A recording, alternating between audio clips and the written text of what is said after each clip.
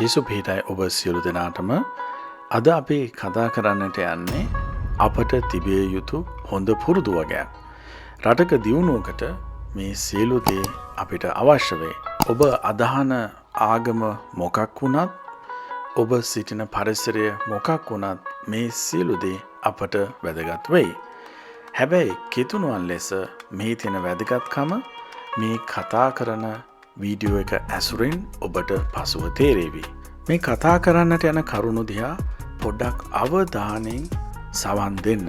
බලන්න ඔබට මේ කරුණු අදාළද? එහෙම නැත්නම් මේ කරුණු තුලින් ඔබේ ජීවිතය වෙනස් කරගන්නට ඔබට අවශ්‍යතාවයක් තිබෙනවද කියලා. අපි එන නොයෙකුත් ආණ්ඩු වලට අපේ ඇඟිලි දික් කරනවා. නමුත් ඒ ආණ්ඩු වලින් අපිට ලබා දුන්න පොදු දීපල වලට අපි මොනවද කරන්නේ? අපි ඒව පරිස්සම් කරනවද? ඒව ගැන අපේ යම්කිසි හැඟීමක්වත් තියනවද? මේ අපේ ධනය, මේ අපේ බදු මුදල් කියන හැඟීමවත් අපිට තියනවද? මොන ආණ්ඩුව ආවත් වැඩක් නැහැ. මහජනයා ලෙස අපි රටට ආදරය කරන්නේ නැත්තම්, රට වෙනුවෙන් අපේ කැක්කුමක් නැත්තම්, මේ දීපල ආරක්ෂා කරන්නට අපි යොමු වෙන්නේ නැත්තම්, පිරිසිදුකම මම මගේ නිවසේ පොළොවට රටකජු කාල විසි කරන්නේ නැහැ. කුණු තිබ්බොත් මම ඒවා අරගෙන දානවා. ඒවා අස් කරනවා. ඒ වගේම මේ පාරවල් වල අපි භාවිතා කරන පොදු දීපල වල ඇතුළට ගිහිල්ලා බලනකොට තැන් තැන් වල නොඑක් ආකාරයේ නොඑක් කුණු විසි කරලා තියෙනවා.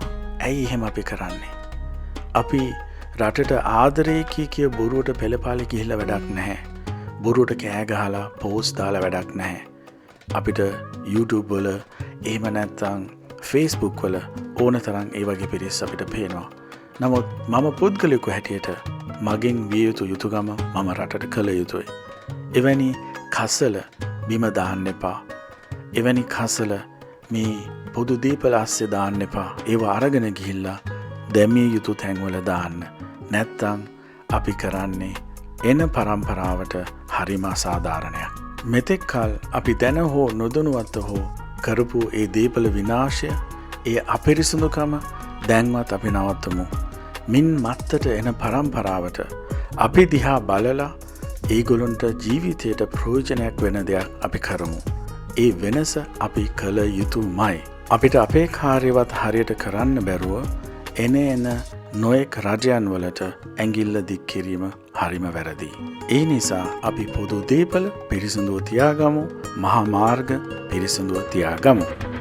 ශබ්දය ඔබත් පොදු දීපල පාවිච්චි කරනකොට හැම වෙලෙම මතක තියාගත යුතුයි. ඔබ විතරක් නෙමෙයි තනියම ඉන්නේ, අන් අයත් ඉන්නවා.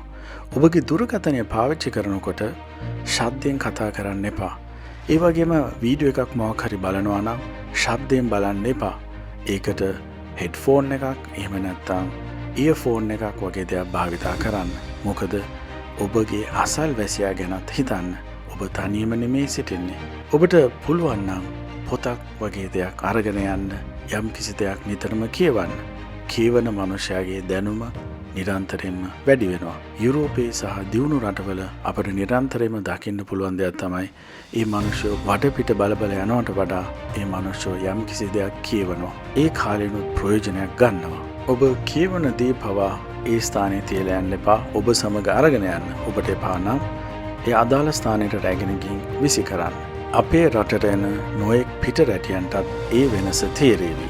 අපි පුරුදු වෙමු අපි කතා කරනකොටත් අසල්වැසියන්ට කිසිම හිරිහැරයක් නොවන විදියට ඒ කතාව ඉදිරියට අරගෙන යන්න. අපගේ සංවාද මුළු ලෝකෙටම දැනගත යුතු නැහැ. අපගේ සංවාද නිසා, අපගේ සාකච්ඡා නිසා හැමෝටම අපි කරදරයක් විය යුතුත් නැහැ.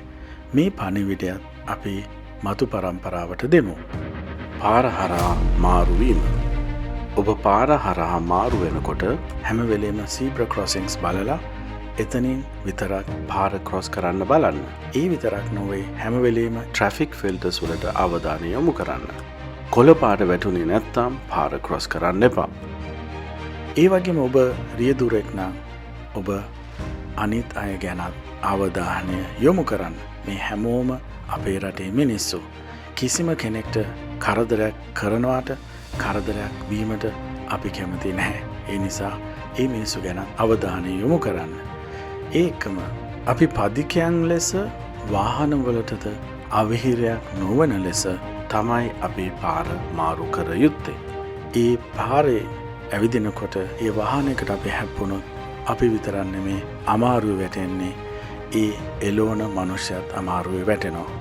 ඒ නිසා අපේ යුතුයකම හොඳට පාර විමසා එහා මෙහා යාම. රැකියාව. පාර ගැන කතා කරනකොට අපිට අමතක කරන්නටම බැරි දෙයක් තමයි මේ පාරවල් ඒ තත්ත්වයෙන් තියාගන්නට ඒ පාරවල් මේන්ටේන් කරන උදවිය. ඒ ඇවිල්ලා ඔබගේත් මගේත් සහෝදර සහෝදරියෝ, මේ රටේ පුරවැසියෝ. ඔවුන්ගේ රැකියාව දිහා බලලා ඔවුන්ව පහත් ලෙස සලකන්නට එපා. මේ රටේ පැවැත්මට ඔවුන් කරන ඒ අනර්ග වැඩ ගැන අපි අගය කරන්නට පුරුදු විය යුතුයි. අපේ බාල පරම්පරාවද ඒකට යොමු කළ යුතුමයි. පාර විතරක් නොවේ, ඔබ වැඩ කරන ආයතනයේ වේවා, පොදු ස්ථානයක හෝ වේවා, ඒ ස්ථාන පිරිසිදුව තබාගන්නේ අපේ සහෝදර සහෝදරියන්, අපේ අම්මලා තාත්තලා. ඒ මනුෂ්‍යත් මේ රටේ පුරවැසියෝ. ඔවුන්ටත් ආදරෙන් කරුණාවෙන් සලකන්න. ඔවුන්ගේ රැකියාව දිහා බලලා ඔවුන්ව පහතට හෙලන්න එපා. ඒ මනුෂ්‍යයෝ කරන අනර්ග සේවය නිසා තමයි මේ සියලු දේ ඒ ආකාරයෙන් ලස්සනට පවතින්නේ. ඔවුන්ව අපි දිරිගන්නනවා මිස ඔවුන්ව පහතට හෙලන්නට අපිට අයිතියක් නැහැ. මේ අපිට තියෙන හැම යටිතල පහසුකමක්ම රඳා පවතින්නේ මේ මනුෂ්‍යයන්ගේ දෑත්වලයි. ඒ නිසා අපේ මනුෂ්‍යයන්ට දිරියක් වෙනවා මිසක් ඒ මනුෂ්‍යයන්ව බිම හෙලන මනුෂ්‍ය නොවෙමු. මේකත් අපේ රටේ දියුණුවට බලපාන දෙයක්. මේ හැම සේවාවක්ම වැදගත් දෙයක්. පොදු වැසිකිලි. අපි මේ ටොයිලට්ස් පාවිච්චි කරනකොට බොහෝ වෙලාවට ඇයි අපි ආත්මార్థකාමී වෙන්නේ? මගින් පස්සේ එන කෙනාට අපිරිසිදු ස්ථානයක් ඇයි මම නිර්මාණය කරන්නේ? මම පාවිච්චි කරනකොට තිබුණ විදිහටම අන් අය ගැනත් අපි හිතනවා නම් අපේ රටට තවත් ආශිර්වාදයක් වෙන්නට යනවා. මොකද හේතුව අපි හැම දෙයක්ම පිරිසිදුව තියන්නට පුරුදු වෙන්නට ඕනේ. අපේ නිවසේ පවා අපි වැසිකිළිය ලස්සනට තියාගන්නවා.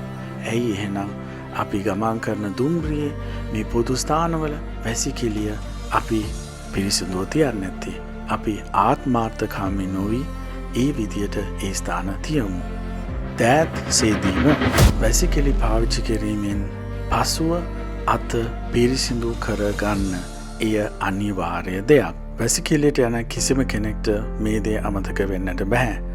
අපි මේ කරුණු අමතක කරනවා නම් අපි මේ දේවල් වලට අපේ අවධානය යොමු කරන්නේ නැත්තම් අපි අන් අයට කරන්නේ හරිම නරක දෙයක්. කොරෝනා දවස්වල අපි දන්නවා අපි කීපාරක් අත හේදුවද කියලා. ඒ වගේම වැසිකිළියට යනකොට ඇයි අපිට අත හොදන්නට බැරි? එහෙනම් අත හරියට පිරිසිදු කරගමු. අපේ අනාගත පරම්පරාවටත් අපි මේ හොඳ ගතිගුණ කියලා දෙමු. ඔවුන් අපි දිහා බලලා ඔවුන්ගේ ජීවිත ඒ අනුව හැඩගස්වා ගනී.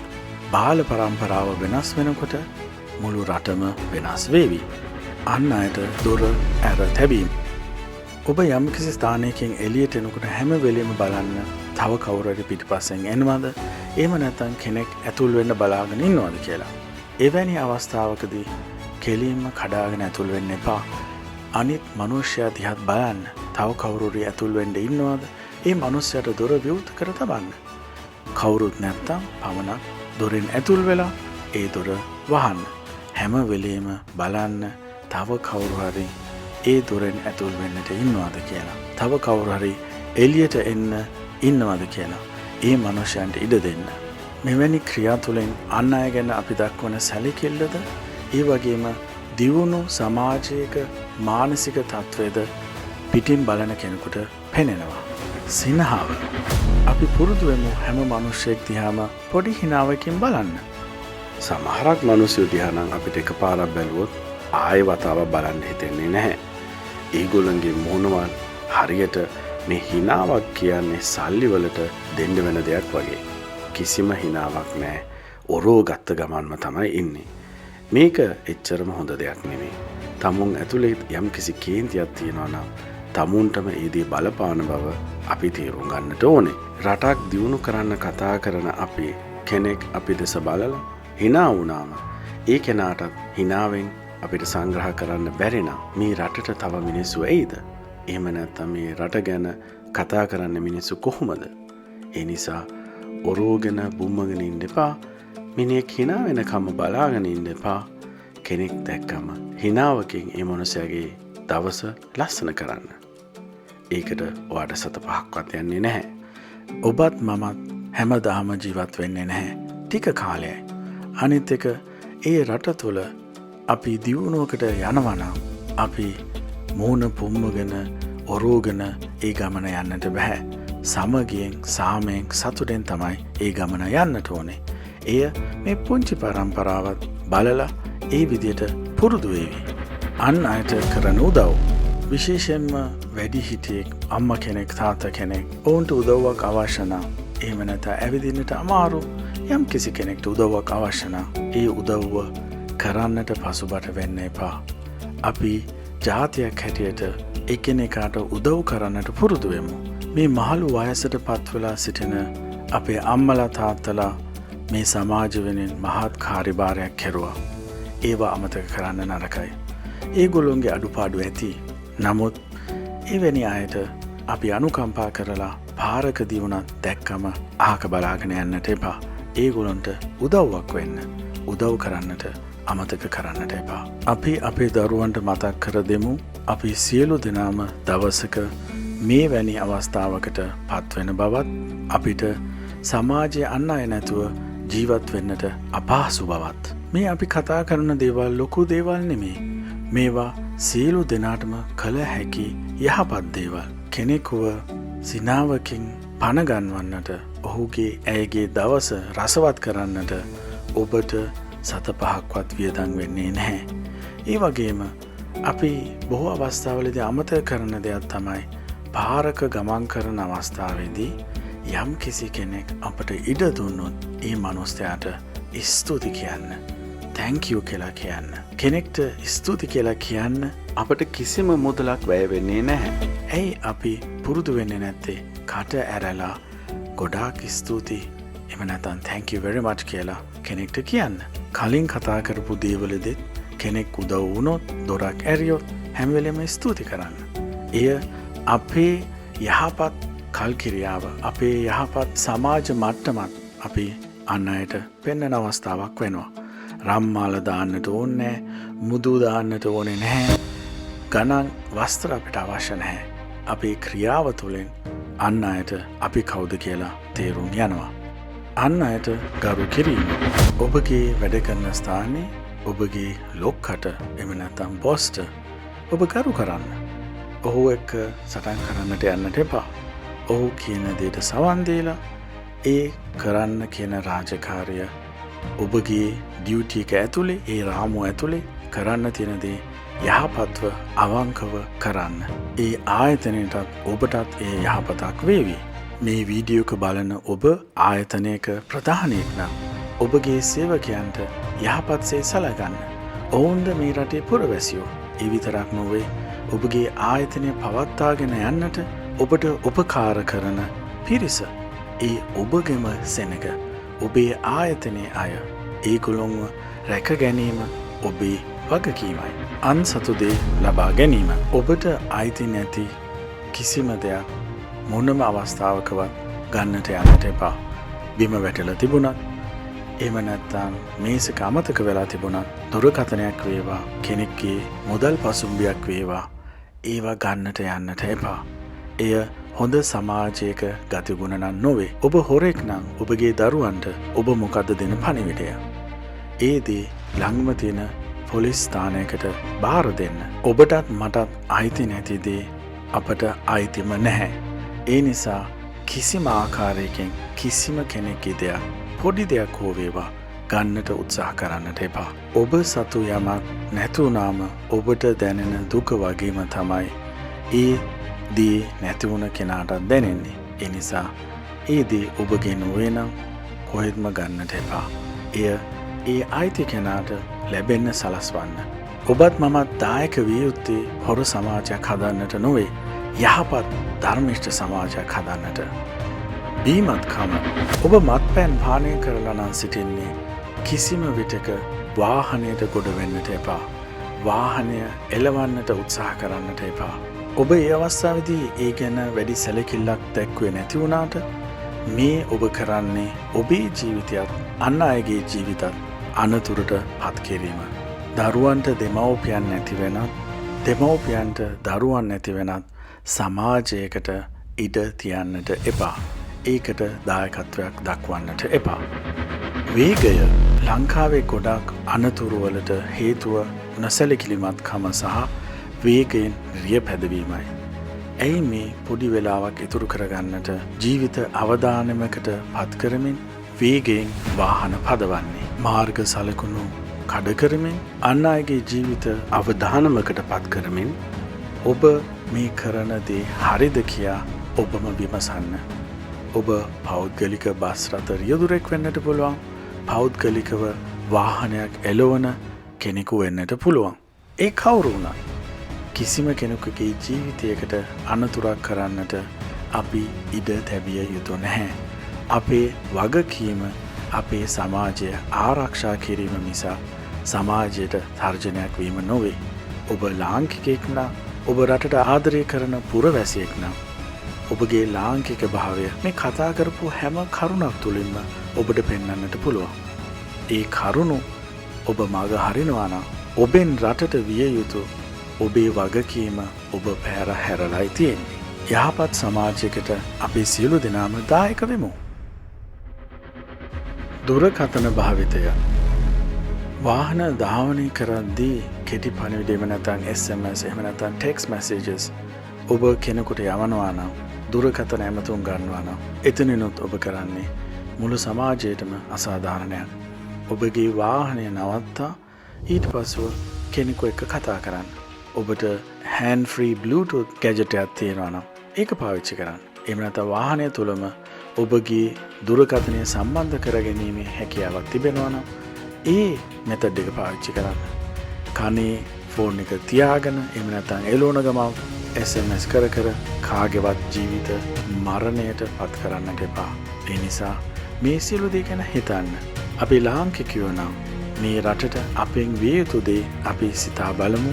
රටෙන් අපට වෙන දෙයට වඩා අපි වෙනස් වුණොත් රටත් වෙනස් වෙයි. මුළු සමාජයම වෙනස් වෙයි. මුළු පරම්පරාවම වෙනස් වෙයි. හෙට ඉපදෙන දරුවට පවා යහපත් අනාගතයක් තිබේ. ඒ නිසා මේ දේවල් ගැන සැලකිලිමත් වෙන්න. ඔබ පොඩ්ඩක් සිතා බලන්න. මේ කරුණු අපි අපේ හදවතට අරගෙන අපි වෙනස් වෙමු. ඔබ කිතුණෙක් නම් මේ කතා කරපු දේ තුල දේව වාක්‍ය සැඟවී තිබෙන බව ඔබට පේනවා. දෙවියන් වහන්සේට ප්‍රේම කිරීම සහ අසල් වැසියන්ට ප්‍රේම කිරීම තමයි අපිට තියෙන මහත්ම වටිනා පණක් දෙක. එතකොට දෙවියන් වහන්සේගේ මැවිල්ලකට අපි ප්‍රේම කරනවා කියන්නේ දෙවියන් වහන්සේට ප්‍රේම කරනවම තමයි. ඒ නිසා අපි මේ රට වෙනස් කරන්නට දායකත්වයක් දෙමු.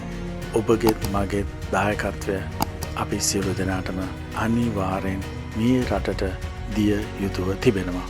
අපි වෙනස් වෙමු. මතු පරපුර අප දෙස බලා වෙනස් වෙයි. ඔබටත් ඔබේ පවුලේ සියලු දෙනාටත් ජේසු පිහිටයි. ස්තුතියි.